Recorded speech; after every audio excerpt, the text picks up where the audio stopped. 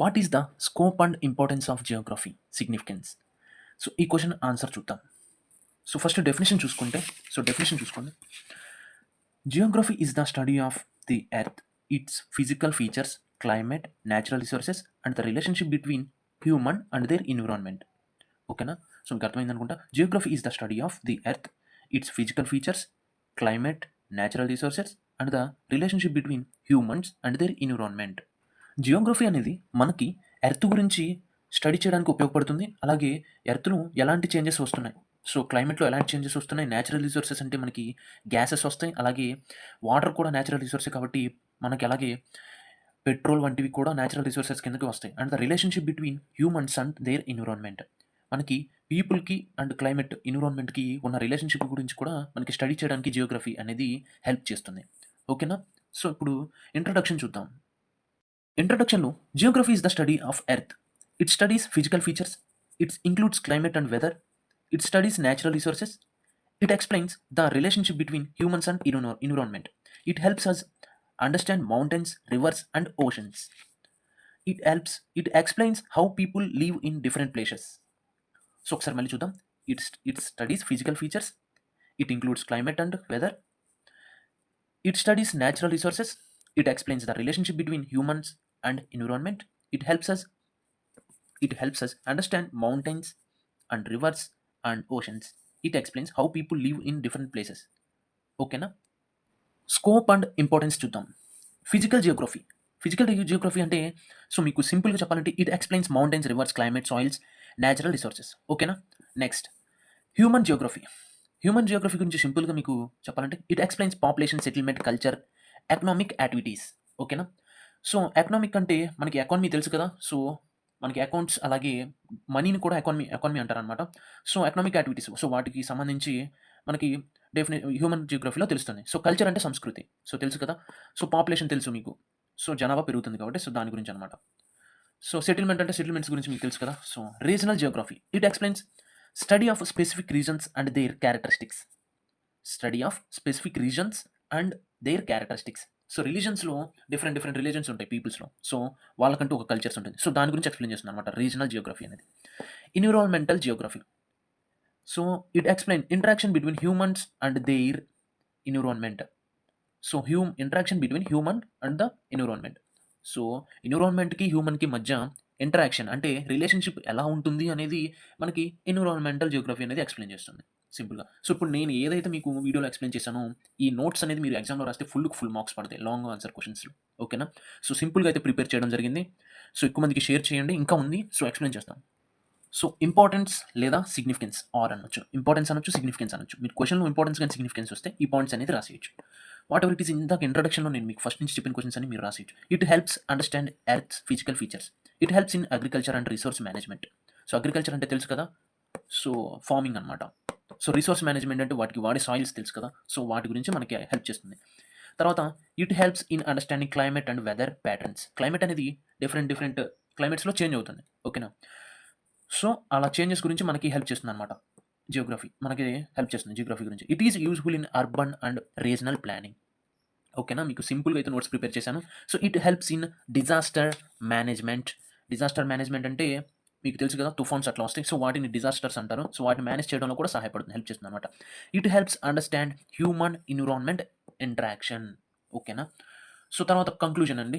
So ఈ conclusion రాస్తే మీకు ఫుల్ మార్క్స్ పడిపోయినట్టే. Geography is important for understanding earth, natural resources, human life and ఇప్పుడు వరకు మనం ఎక్స్ప్లెయిన్ చేసింది, ఇప్పుడు వరకు నేను మీకు నోట్స్ అనేది చూపించింది ఇక్కడ రాస్తారు. సో మీకు చెప్పాను, ఎర్త్ గురించి చెప్పాను, న్యాచురల్ రిసోర్సెస్ గురించి చెప్పాను, హ్యూమన్ లైఫ్ చెప్పాను అండ్ ఎన్విరాన్మెంట్ కూడా చెప్పాను. It is useful in planning and management and sustainable development. So conclusion ఇది. సో ఈ క్వశ్చన్ అయితే అయిపోయింది. నెక్స్ట్ క్వశ్చన్ చూద్దాం. చూస్తే what is the composition of earth crust and mantle and outer core and inner core. So మనకి 4 types ఉన్నాయి: crust, mantle, outer core, inner core. ఇప్పుడు answer చూద్దాం. సో ఈ డయాగ్రామ్ అయితే మీరు డ్రా చేసుకోవాల్సి ఉంటుంది. సో స్కెచెస్ అయితే తీసుకోవాలండి, లేకపోతే పెన్తో అయినా డ్రా చేసుకోవచ్చు. So crust, mantle, outer core, inner core.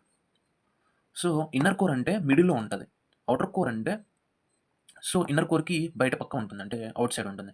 So mantle అంటే పైన ఉంటుంది, క్రస్ట్ అంటే సో ఇప్పుడు మీకు ఎక్స్ప్లెయిన్ చేస్తాను. సో ఫస్ట్ క్రస్ట్ చూసుకుంటే crust is the outer most layer of the earth. So outer most అంటే బయట ఉంటుంది. సో క్రస్ట్ అనేది అంటే టాప్ పైన ఉంటది. It is the top layer of the earth. It is very thin, అంటే ఇది చాలా థిన్‌గా ఉంటది. సో, థిక్‌నెస్ అనేది 5-70 కిలోమీటర్స్ ఉంటదనమాట. అంత థిక్‌నెస్ అనేది ఉంటది. So, it is made of rock like granite and basalt. అంటే సో, గ్రానైట్‌తో అండ్ బసాల్ట్‌తో క్రియేట్ అవుతుంది. మేడ్ అవుతుందనమాట. ఓకేనా? It is the it is where humans and animals and plants live. So, దీనిపైన హ్యూమన్స్, యానిమల్స్, ప్లాంట్స్ అనేవి నివసిస్తూ ఉంటాయి. లివ్ అంటే అదే కదా! సో, జీవిస్తూ ఉంటాయి. It has 2 types, continental and oceanic. So, continental and oceanic అంట. 2 ఉంటాయంట. 2 టైప్స్. సో, ఈ 2 టైప్స్ అయితే ఉంటాయి. Humans, animals and plants live. ఈ 4 పాయింట్స్ అనేది రాసుకోవచ్చు. ఇది మీరు డెఫినిషన్ అనమాట. Crust is the outer most layer of the earth.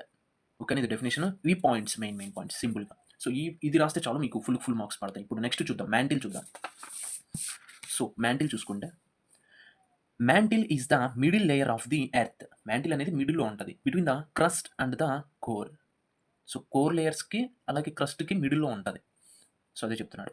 It is the middle layer of the earth. It lies below the crust and above the core. So, below the crust and above the core. Okay. It is very thick and about 2900 kilometres. అంటే ఎంత thick అంటే 2000 plus అనమాట. 2500 kilometres plus థిక్‌నెస్ ఉందనమాట. It is made of semi solid rocks. Semi solid అంటే రాక్స్‌తో create అవుతుంది. So, made అవుతుంది. Magma is the present. Magma is present in this layer. Magma అనేది ఉంటుందనమాట. ప్రెజెంట్ ఇన్ దిస్ లేయర్‌లో. It is very hot. ఇది చాలా వేడిగా ఉంటది. సో, ఈ లేయర్ అనేది. సో, ఇది మ్యాంటిల్ అనమాట. సో, మ్యాంటిల్ కూడా అర్థమైంది కదా! ఈ పాయింట్స్ రాస్తే చాలు మీకు ఫుల్ మార్క్స్ అయితే పడతాయి. వేస్తారు. సో, ఔటర్ కోర్ డెఫినిషన్ చూస్తే outer core is the liquid layer. అంటే ఇది ద్రవం అనమాట. లిక్విడ్ వాటర్ లేయర్ అనమాట. సో, మీకు సింపుల్‌గా చెప్పాలంటే of the earth located between the mantle and inner core. So, it lies below the mantle. It lies above the inner core. It is in liquid form. It is made of iron and nickel. So, iron and నికెల్‌తో create అవుతుంది. అంటే made అవుతుంది. It is very hot. ఇది కూడా చాలా వేడిగా ఉంటది. So, it helps in generating earth magnetic field. So, magnetic field అంటే తెలుసు కదా! సో, గురుత్వాకర్షణ శక్తి. సో, వీటిని అంటారు మ్యాగ్నెటిక్. అంటే మ్యాగ్నెట్ లాగా ఏదైనా గాని పైనుంచి కింద పడినప్పుడు భూమి మీద పడుతుంది గానీ పైకి వెళ్ళదు కదా! సో, దాన్ని మ్యాగ్నెటిక్ ఫీల్డ్ అంటారు. సో, సహాయపడుతుందన్నమాట. ఆ మ్యాగ్నెటిక్ ఫీల్డ్ అనేది జనరేట్ అవ్వడానికి, క్రియేట్ అవ్వడానికి. ఓకేనా? ఔటర్ కోర్ అనేది. సో, ఈ పాయింట్స్ అయితే మెయిన్ పాయింట్స్ అయితే మీకు చెప్తున్నాను. సో, ఇప్పుడు లాస్ట్ చూద్దాం ఫైనల్ ఇన్నర్ కోర్ అనమాట. Inner core. సో, డెఫినిషన్ చూసుకుంటే inner core is the inner most layer of the earth. Inner core is the inner most layer of the earth and it is in solid state. ఇది solid స్టేట్‌లో ఉంటది. It is the deepest layer of the earth. ఇది డీప్‌గా ఉంటది. It lies below the outer core. It is in solid state. It is made of iron and nickel. ఇది కూడా iron and నికెల్‌తో made అవుతుంది. It is extremely hot. ఇది extremely హాట్‌గా ఉంటుందండి. It is very high pressure కూడా ఉంటుంది. So, outer కోర్‌లో pressure ఉండదు. Inner కోర్‌లో మాత్రం మనకు ప్రెషర్ ఉంటది. సో, ఇప్పుడు నెక్స్ట్ కంక్లూజన్ చూద్దాం. సో, సింపుల్‌గా అయితే నోట్స్ ప్రిపేర్ చేశాను. సో, మీ క్లాస్‌మేట్స్‌కి లేకపోతే ఎవరైనా అని షేర్ చేసుకోవచ్చు. ఇది రాస్తే మీకు చాలు. సో, కంక్లూజన్ చూసుకుంటే earth is made of 4 main layers. Earth అనేది 4 మెయిన్ లేయర్స్ ఉంటాయి. సో, వాటితో మేడ్ చేశారు ఎర్త్‌ని. ఓకే. సో, అవేంటివి? Crust, mantle, outer core, inner core. Each layer has unique composition and properties. ఒక్కొక్క లేయర్‌కి దాని యొక్క ప్రాపర్టీస్, అది చేసే వర్క్ అనేది వేరుగా ఉంటది. సో, దాని యూజెస్ కూడా వేరుగా ఉంటాయి. Together they control earthquakes. అవి ఏమేమి కంట్రోల్ చేస్తాయి? ఆ లేయర్స్ వల్ల మనకి యూజ్ ఏంటంటే ఎర్త్‌క్వేక్స్ అనేవి ఆపుతాయి. అలాగే వాల్కానోస్ అనేవి పేలుతాయి కదా! సో, బ్లాస్ట్ అవుతాయి. సో, అవి కూడా ఆపుతాయి. టెక్టానిక్ ప్లేట్స్ కూడా కంట్రోల్ చేస్తాయి. అండ్ ఎర్త్ మ్యాగ్నెటిక్ ఫీల్డ్‌ని కూడా ఇవి పర్ఫెక్ట్‌గా కంట్రోల్ అయితే చేస్తాయన్నమాట. ఓకేనా? వాటి యొక్క యూజెస్ ఇది. సో, ఇది కంక్లూజన్ అనమాట. ఇవి రాస్తే చాలు ఈ క్వెషన్‌కి. సో, నెక్స్ట్ క్వెషన్ చూద్దాం. What is the 5 themes of geography? So, geography యొక్క 5 థీమ్స్ గురించి అడుగుతారు క్వెషన్. సో, లొకేషన్ చూసుకుంటే ఫస్ట్ లొకేషన్ అనమాట 5 థీమ్స్‌లో. Location tells where something is. It is 2 types. అంటే లొకేషన్ ఒక ప్రదేశం కానీ, ఒక ప్లేస్ కానీ, ఏదన్నా ప్రొడక్ట్ కానీ ఎక్కడ ఉంది, వేర్ ఇట్ ఈస్ అనేది మనకి చెప్తుందనమాట. సో, లొకేషన్ అనేది 2 టైప్స్ ఉంటాయి. అబ్సల్యూట్ లొకేషన్ ఉంటది. రిలేటివ్ లొకేషన్ ఉంటది. అబ్సల్యూట్ లొకేషన్ అంటే it gives the exact position of a place on the earth. అంటే ఒక ప్లేస్ యొక్క ఒక ఎర్త్ మీద ఏదైనా ఒక ప్లేస్ తీసుకోండి. ఆ ప్లేస్ యొక్క ఎగ్జాక్ట్ పొజిషన్ అనేది మనకి ఐడెంటిఫై చేయడానికి latitude and longitude coordinates help తీసుకొని ఫిక్స్డ్ లొకేషన్ అనేది మనకి ఇస్తుందనమాట. ఓకేనా? Latitude and longitude coordinates help తీసుకొని యూజ్ చేసుకొని సో, ప్రొడక్ట్ కానీ, ప్లేస్ కానీ ఎర్త్ మీద ఎక్కడైనా ఉన్నాయి అంటే వాటి లొకేషన్ మనకి ఇస్తుందనమాట. అబ్సల్యూట్ లొకేషన్ అనేది. It use the exact position of a place on the earth which is identified using, ఇక్కడ యూజింగ్ చూసుకోండి. Using latitude and longitude coordinates it gives a precise and fixed location. ఓకేనా, మీకు అర్థమైంది కదా. So example చూసుకుంటే హైదరాబాద్ అనేది మనకి 17.3850 డిగ్రీస్ నార్త్‌లో ఉంది లాటిట్యూడ్ దగ్గర. సో అలాగే హైదరాబాద్ చూసుకుంటే లాంగిట్యూడ్ చూసుకుంటే 78.4867 డిగ్రీస్ ఈస్ట్ లాంగిట్యూడ్‌లో ఉందన్నమాట లొకేషన్ అనేది. కంక్లూజన్ చూసుకుంటే మీరు డెఫినిషన్‌గా అబ్సల్యూట్ లొకేషన్ డెఫినిషన్‌గా సో మీరు పైదైనా రాయొచ్చు. లేకపోతే ఇక్కడ కంక్లూజన్ ఉంది చూసారా? ఈ కంక్లూజన్ అని రాసుకోవచ్చు. Absolute location gives the exact position of a place సింపుల్‌గా. సో మీరు సింప్లిఫికేషన్ ఇది రాసినా చాలు. ఈ కంక్లూజన్, ఈ డెఫినిషన్ రాసుకోవచ్చు మీరు. లేదు నాకు ఫుల్ మార్క్స్ కావాలనుకుంటే 5 రాసేయొచ్చు. ఓకేనా? సో ఇది రాసినా మీకు ఫుల్ మార్క్స్ పడతాయి. Absolute location gives the exact position of a place. ఓకేనా? కంక్లూజన్ అంటే డెఫినేషనే ఇక్కడ రాస్తారు. ఓకేనా? సో సింపుల్‌గా ఉంటుందని absolute location gives the exact position of a place అని రాశాను. సో లొకేషన్ అనేది అర్థమైంది కదా? Clear? So location tells where something is అనేది చెప్పుకోవచ్చు. సో లొకేషన్‌లో 2 టైప్స్ ఉన్నాయి. Absolute location. So absolute location అంటే మీకు ఎక్స్‌ప్లెయిన్ చేశాను. ఇప్పుడు రిలేటివ్ లొకేషన్ చూద్దాం. రిలేటివ్ లొకేషన్ చూస్తే it gives the position of a place in relation to each other places. It describes where a place is by using directions, distance, landmark. So సింపుల్‌గా చెప్పాలంటే ఒక place ఉంది. Bus stand ఉంది. So bus స్టాండ్‌కి పక్కన auto stand ఉంది. So bus stand address చెప్పాలంటే నువ్వేం చెప్తావు? ఆటో స్టాండ్ పక్కన బస్ స్టాండ్ ఉంది. ఓల్డ్ బస్ స్టాండ్ అది. సో ఆ బస్ స్టాండ్ అని అడ్రెస్ చెప్తావు ల్యాండ్‌మార్క్‌తో సహా. అదే రిలేటివ్ లొకేషన్ అంటే it gives the position of a place in relation. అంటే ఒక ప్లేస్‌కి ఒక ప్లేస్‌కి రిలేషన్ ఉంటది. ఇప్పుడు ఆటో స్టాండ్, బస్ స్టాండ్ అని చెప్పాను. ఆ రెండిటికి రిలేషన్ ఉంది కాబట్టే కదా అడ్రెస్‌లు ల్యాండ్‌మార్క్‌గా చెప్పారు. So to each other places it describes where a place is by using directions, distance or nearby landmarks. So మనం డైరెక్షన్స్‌ని వాడొచ్చు. అలాగే హెల్ప్ తీసుకోవచ్చు. డిస్టెన్స్ కూడా వాడొచ్చు. So nearby landmarks. Landmarks అంటే ఇప్పుడు నేను చెప్పాను కదా బస్ స్టాండ్ పక్కన ఆటో స్టాండ్ అని అట్లా. ఓకేనా? Hyderabad is a west of Vijayawada. అంటే విజయవాడకి పడమట దిక్కున హైదరాబాద్ ఉందని చెప్తాం. సో ఇదనమాట ఎగ్జాంపుల్ అనేది. మీకు అర్థమైంది కదా? సో రిలేటివ్ లొకేషన్ అంటే. సో కంక్లూజన్ చూసుకుంటే relative location tells where a place is compared to other places. ఒక పేరుని అంటే ఒక ప్లేస్ పేరుని ఇంకొక ప్లేస్ పేరుతో కంపేర్ చేసి చెప్తాం కదా లొకేషన్ చెప్పేటప్పుడు. సో దాన్నే మనం రిలేటివ్ లొకేషన్ అంటాం. మీరు ఈ డెఫినేషన్ అయినా రాయొచ్చు. మీకు ఫుల్ మార్క్స్ పడతాయి. లేకపోతే ఈ కంక్లూజన్‌లో ఇచ్చిన డెఫినేషన్ అయినా మీరు రాసుకోవచ్చు ఎగ్జామ్‌లో. ఈ రెండిట్లో ఏది రాసినా ఫుల్ మార్క్స్ పడతాయి. ఇప్పుడు నెక్స్ట్ చూద్దాం. ప్లేస్ చూసుకుంటే place describes the physical and human characteristics of a location. ఇప్పుడు ఒక లొకేషన్‌లో ఏదైనా ఒక ప్లేస్ ఉంది. ఆ ప్లేస్‌కి సంబంధించిన ఫిజికల్ అండ్ హ్యూమన్ క్యారెక్టరిస్టిక్స్. ప్లేసెస్‌లో ఫిజికల్‌గా ఏమైనా చేంజెస్ జరిగినాయా? లేకపోతే హ్యూమన్స్ అనేవాళ్ళు ఎలా ఉంటున్నారు అక్కడ? ఎలా జీవిస్తున్నారు? ఎలా లీవ్ చేస్తున్నారు అనే దాని గురించి మనకి ప్లేస్ అనేది చెప్తుంది. సో అదే ఇక్కడ చెప్పాడు. ఇక్కడ ఫిజికల్ అంటే ఏం లేదండి. ఆ ప్రదేశంలో ఉన్న థింగ్స్ అనమాట. లైక్ కల్చర్ కావచ్చు, క్లైమేట్ కావచ్చు, ల్యాండ్ మార్క్స్ కావచ్చు. ల్యాండ్ ఫార్మ్స్ అయినా, క్లైమేట్ అయినా, వెజిటేషన్ అయినా ఫిజికల్ కిందకి వస్తాయి. హ్యూమన్స్ అంటే కల్చర్, పాపులేషన్, ఆర్కిటెక్చర్. సో వాళ్ళ యొక్క సంస్కృతి, అలాగే పాపులేషన్ అంటే పెరుగుతారు కదా పీపుల్స్ అనేవాళ్ళు, జనాభా పెరుగుతుంది కాబట్టి సో దాని గురించి అనమాట. అర్థమైంది కదా. సో ప్లేస్ అనేది వాటి గురించి మనకి ఇన్ఫర్మేషన్ అనేది ఇస్తుంది. సో ఒక క్లారిటీ వచ్చేసింది అనుకుంటున్నాను మీకు. ఇప్పుడు నెక్స్ట్ వచ్చేసి human environment introduction. So human environment అంటే it explains how humans and the environment affected each other. Humans adapt to depend on and modify the environment. So the human environment introduction అంటే హ్యూమన్కి ఎన్విరాన్మెంట్కి relationship ఎలా ఉంది. So human మీద ఎలా depend అవుతున్నాడు, environment మీద humans ఎలా డిపెండ్ అవుతుంది, అలాగే ఎన్విరాన్మెంట్ని హ్యూమన్స్ అనేవాళ్ళు ఎలా చేంజ్ చేస్తున్నారు. సో ఎన్విరాన్మెంట్ అనేది ఎలా ప్రభావితం చూపుతుంది మన హ్యూమన్స్ మీద. ఓకేనా. సో అదే డెఫినేషన్ అనమాట. It explains how humans and the environment affected each other. ఒకదాని మీద ఒకటి అంటే హ్యూమన్ మీద ఎన్విరాన్మెంట్ మీద హ్యూమన్ ఎలా ఎలా ఎఫెక్టివ్గా ఉంటున్నారు అనేది మీనింగ్ అనమాట. హ్యూమన్ అడాప్ట్ చేసుకుంటారు. ఎన్విరాన్మెంట్ని అడాప్ట్ చేసుకుంటున్నారు కదా, అలాగే ఎన్విరాన్మెంట్ని చేంజ్ కూడా చేస్తున్నారు, అలాగే డిపెండ్ అవుతున్నారు. మోడిఫై అంటే చేంజెస్ చేస్తున్నారు. ఓకేనా. సో అదనమాట. So simple it explains how humans and the environment affect each other. Humans adapt to depend on and modifying the environment. Next movement చూద్దాం. సో ఇక్కడ మూవ్మెంట్ చూసుకుంటే so movement definition. Movement refers to the way people, goods, ideas and information travel from one place to another place. ఇప్పుడు movement అంటే peoples అనేవాళ్ళు వలస వెళ్తారు. అంటే one place నుంచి ఇంకో ప్లేస్కి ట్రావెల్ చేస్తారు. ట్రావెల్ చేసి వెళ్తూ ఉంటారు. ఇప్పుడు సపోజ్ మీరు చూసుకుంటే ఆయుర్వేదిక్ వాళ్ళు ఉంటారు, మెడిసిన్ వాళ్ళు ఏం చేస్తారు, ఒక ప్లేస్ నుంచి ఇంకొక ప్లేస్కి వెళ్ళి ట్రావెల్ చేస్తూ ఉంటారు అనమాట. వాళ్ళ లైఫ్ని అలా లీవ్ చేస్తూ ఉంటారు. ఓకేనా.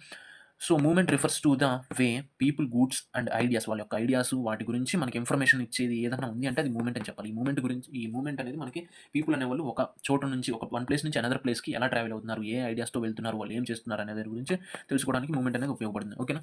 సహాయం చేస్తున్నాడు. తర్వాత రీజన్ చూసుకుంటే reason is an area with similar characteristics. అంటే వన్ ప్లేస్ ఉంది, ఆ ప్లేస్లో పీపుల్ జీవిస్తున్నారు అనుకోండి. అలాగే ఇంకొక ప్లేస్ ఉంది. ఆ ప్లేస్‌లో కూడా పీపుల్ జీవిస్తున్నారు. ఇప్పుడు ఈ 2 ప్లేసెస్‌లో ఉన్న పీపుల్ అనేవాళ్ళు సిమిలర్ క్యారెక్టరిస్టిక్స్ అంటే సిమిలర్ కల్చర్. వాళ్ళిద్దరికీ సేమ్ కల్చర్ ఉంటది. సేమ్ కల్చర్, సేమ్ లాంగ్వేజ్ ఉంటది. ఓకేనా? సేమ్ క్లైమేట్ అంటే వాతావరణం. ఏ భాష మాట్లాడేవాళ్ళైనా వాళ్ళు ఈక్వల్‌గా అంటే సమానత్వంగా ఉంటారు. ఈక్వల్‌గా అంటే లైక్ మీన్స్ అంతే ఈక్వల్‌గా ఉంటారు. సిమిలర్ క్యారెక్టరిస్టిక్స్ అంటే అదనమాట మీనింగ్ అంటే. A region is an area with similar characteristics such as climate, language or culture. So, language barriers లేకుండా ఒక ప్లేస్‌లో ఉన్నవాళ్ళు, అలాగే ఇంకొక అనదర్ ప్లేస్‌లో ఉన్నవాళ్ళు సిమిలర్‌గా అంటే జీవిస్తారు కాబట్టి, సో, వాటిని దాన్ని మనం రీజన్ అంటాం. సో, ఆ రీజన్‌లో మనకి ఈ ఇన్ఫర్మేషన్ అంతా మనకి వస్తుందనమాట. సో, అది. సో, 5 థీమ్స్ అయితే ఇవి. సో, ఇప్పుడు కంక్లూజన్ చూద్దాం. Final conclusion. సో, కంక్లూజన్ కూడా మీకు సింపుల్‌గా అయితే డిజైన్ చేశాను. The 5 themes of Geography provide a systematic way to study the world. అంటే మనం ఎర్త్ గురించి స్టడీ చేయడానికి 5 థీమ్స్ అనేవి ఉపయోగపడతాయి. హెల్ప్ అవుతాయి. They help geographers analyse locations, understand relationship between humans and the environment. అంటే ఇప్పుడు సైంటిస్ట్‌లు ఉంటారు. జియోగ్రాఫర్స్ అంటే వాళ్ళే. సో, సైంటిస్ట్‌లకి లొకేషన్స్‌ని ఎలా అనలైజ్ చేయాలి? అంటే లొకేషన్స్‌ని ఎలా ఫైండ్ ఔట్ చేయాలి? అలాగే అండర్‌స్టాండ్ రిలేషన్స్ బిట్వీన్ హ్యూమన్స్ అంటే ఎన్విరాన్మెంట్‌కి, హ్యూమన్స్‌కి మధ్య ఉన్న రిలేషన్‌షిప్స్ గురించి కూడా వాళ్ళు అండర్‌స్టాండ్ వాళ్ళకి ఒక ఐడియా రావడానికి కూడా ఈ 5 థీమ్స్ అనేవి హెల్ప్ అవుతాయన్నమాట. అండ్ కంపేర్ డిఫరెంట్ రీజన్స్ అంటే డిఫరెంట్ రీజన్స్ అంటే వేరు వేరు కల్చర్స్ ఉంటాయి హ్యూమన్స్‌కి. సో, వాటి గురించి కూడా ఇన్ఫర్మేషన్ అనేది సైంటిస్ట్‌లకి ఈ 5 థీమ్స్ ద్వారా తెలుస్తాయన్నమాట.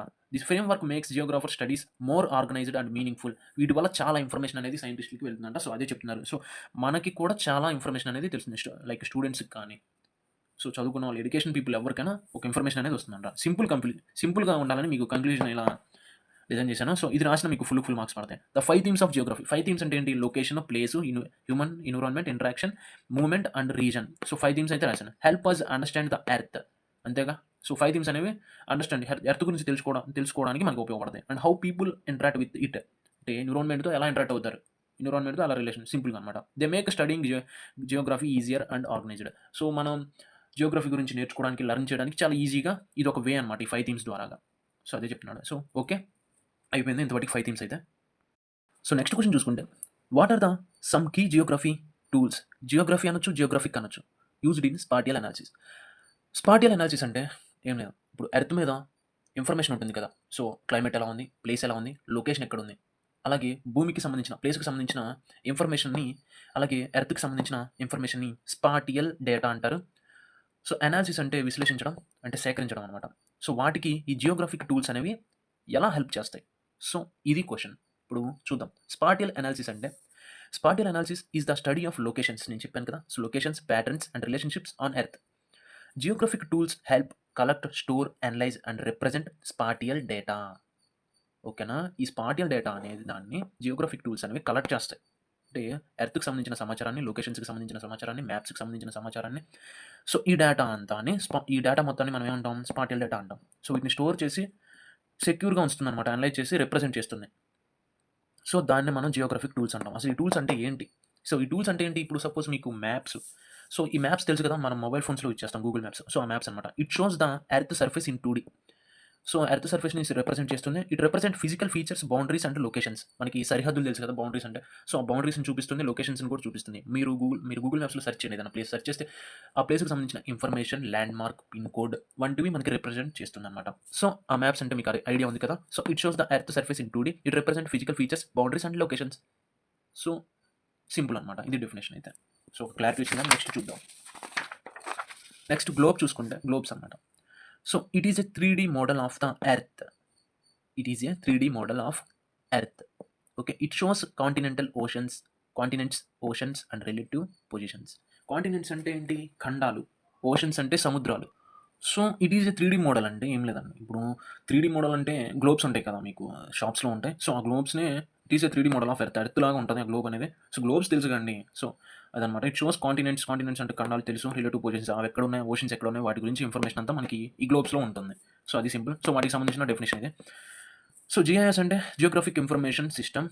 సో, డెఫినిషన్ చూసుకుంటే it collects, stores, analyses and displays spatial data. Spatial data అంటే తెలుసు కదా! సో, ఎర్త్‌కి సంబంధించిన ఇన్ఫర్మేషన్, ఎర్త్ మీద లొకేషన్స్ ఎక్కడున్నాయి, వాటి సరిహద్దులు ఏంటి, అంటే బౌండరీస్ ఎక్కడున్నాయి, వాటికి సంబంధించిన డేటా. ఏదైనా ఒక ప్లేస్ ఉంది ఎర్త్ మీద, ఆ ప్లేస్‌కి సంబంధించిన డేటా కూడా స్పాటియల్ డేటా అని చెప్పొచ్చు. So, it is used for mapping, planning and decision making. So, it is mapping అంట. ఆ మ్యాపింగ్ అంటే ఏం లేదండి. ఒక ప్లేస్ ఎక్కడుందో, ఆ లొకేషన్ ఎక్కడ ఉంటుందో మనకి ఇది చెప్తుందనమాట జీఐఎస్ అనేది. సో దానికి సంబంధించిన ఇన్ఫర్మేషన్ మొత్తం ఇక్కడ జీఐఎస్లో దొరుకుతుంది. సో దానికి మనం ప్లాన్ చేసుకోవచ్చు. సో డెసిషన్ మేకింగ్ కూడా తీసుకోవచ్చు. రిమోట్ సెన్సింగ్ అంటే ఏంటి? రిమోట్ సెన్సింగ్ అంటే is nothing but it collects information from satellites. So remote sensing అంటే మనకి శాటిలైట్ నుంచి ఇన్ఫర్మేషన్ అనేది కలెక్ట్ చేస్తాయన్నమాట. ఇమేజెస్ రూపంలో అంటే ఇమేజెస్‌గా కూడా కలెక్ట్ చేయొచ్చు. ఏరియల్ ఇమేజెస్ ఉంటాయి. సో శాటిలైట్ నుంచి ఇమేజెస్ రూపంలో మనకి ఇన్ఫర్మేషన్ కలెక్ట్ చేయాలంటే రిమోట్ సెన్సింగ్ ద్వారా ఇన్ఫర్మేషన్ అనేది కలెక్ట్ చేస్తారు. It is used for monitors land use, vegetation and water bodies and environment changes. ఇప్పుడు ఎన్విరాన్మెంట్‌లో ఏమైనా చేంజెస్ వచ్చినాయా, క్లైమేట్‌లో ఎలా ఉంది అనేది కూడా మనకి దీని నుంచి ఇన్ఫర్మేషన్ అనేది వస్తుంది. అలాగే it is used for monitors అంటే మనకి అగ్రికల్చర్‌లో ఇప్పుడు సపోజ్ ప్లాంట్స్ కానీ ఫార్మింగ్ చేస్తారు. ఆ ఫార్మింగ్స్‌లో అసలు ఎలా ఉంది? ఫార్మింగ్ ఎలా ఉంది అనేది కూడా మనకి దీని ద్వారా తెలుస్తుందన్నమాట. అసలు వాటర్ ఎలా ఉంది? వాటర్‌లో ఏమైనా చేంజెస్ వచ్చాయా? పొల్యూషన్ ఏమైనా ఉందా వాటర్‌లో అనే దాని గురించి కూడా మనకి ఈ రిమోట్ సెన్సింగ్ అనేది ఇన్ఫర్మేషన్ అనేది ఇస్తుంది. సో ఫోర్త్‌దైతే అయిపోయింది. నెక్స్ట్ చూద్దాం. సో నెక్స్ట్ చూసుకుంటే GPS global positioning system. It determines exact location anywhere on earth. ఏదైనా ఒక ప్లేస్ గురించి దాని యొక్క లొకేషన్ మనకి పర్ఫెక్ట్ లొకేషన్ మనకు కావాలి అనుకుంటే జీపీఎస్ వాడతాం. ఫోన్‌లో జీపీఎస్ ఉంది కదండీ! ఆ జీపీఎస్ అనమాట ఇది. సో గ్లోబల్ పొజిషనింగ్ సిస్టమ్ అంటారు. So it determines exact location anywhere on earth. It helps in navigation and mapping. Navigation work చేస్తుంది కదా ఫోన్‌లో. సో మొబైల్ ఫోన్‌లో, ఆండ్రాయిడ్ ఫోన్‌లో. సో నావిగేషన్ వర్క్ చేయాలంటే ఈ జీపీఎస్ ద్వారానే మనకు వర్క్ చేస్తుందన్నమాట. సో మ్యాప్‌లో నావిగేషన్ అనేది exact location, exact position of the place or product on the earth. Okay. Statistical and geographical tools. Statistical and geographical tools అంటే ఏం లేదండి, సింపుల్. సో వీటిని మనం గ్రాఫ్స్ అనొచ్చు, చార్ట్స్ అనొచ్చు, అలాగే tables help analyse spatial data. So graph charts ఉంటాయి. So graphs ఉంటాయి, చార్ట్స్ ఉంటాయి, అలాగే టేబుల్స్ ఉంటాయి. సో ఇవి మనకి దేనికి సహాయపడతాయి? Analyse spatial data. భూమి మీద అంటే ఎర్త్ మీద ఉన్న సమాచారాన్ని, సో శాటిలైట్ సమాచారం కావచ్చు, ఏదైనా ఒక ప్లేస్ సమాచారం కావచ్చు, వాటిని స్పాటియల్ డేటాని కలెక్ట్ చేయడానికి, అలాగే ఆ ఇన్ఫర్మేషన్ తీసుకురావడానికి మనకి ఇవి ఉపయోగపడతాయి. స్టాటిస్టికల్ అండ్ జియోగ్రాఫికల్ టూల్స్ అనేవి. So okay. ఇప్పుడు కంక్లూజన్ చూసుకుంటే, కంక్లూజన్ మీకు సింపుల్‌గా చెప్తాను. రెండే 2 ముక్కలు. ఇప్పుడు నేను మీకు స్క్రీన్ మీద డిస్‌ప్లే చేసేదైనా రాయొచ్చు. లేకపోతే ఇక్కడ మీకు డెఫినిషన్ ఉందిగా స్పాటియల్ అనాలిసిస్ అని. సో ఈ డెఫినిషన్‌ని మీరు ఇక్కడ కంక్లూజన్‌గా రాసేయండి. మీకు ఫుల్ మార్క్స్ అయితే పడతాయి. ఓకేనా? కంక్లూజన్ అదే కదా! సో ఇదే ఇక్కడ రాసేయండి. ఓకేనా? సింపుల్‌గా మీకు ఫుల్ మార్క్స్ అయితే పడతాయి. సో ఇప్పుడు నెక్స్ట్ చూద్దాం. యూజెస్ చూద్దాం. యూజెస్ అంటే ఏం లేదండి. It shows the location of object on the earth. It includes coordinates like latitude and longitude. It can be represented using maps, GIS or GPS. It helps in analyzing patterns and ships of features. ఈ 4 points రాస్తే మీకు చాలు యూజెస్‌లో. So మీకు SA questions అన్నీ నీట్‌గా explain చేశాను. So unit 1లో ఎస్ఏ క్వెషన్స్ అయితే ఇవేనండి. ఇంకా చూద్దాం నెక్స్ట్ క్వెషన్స్ ఏమన్నా ఉంటే.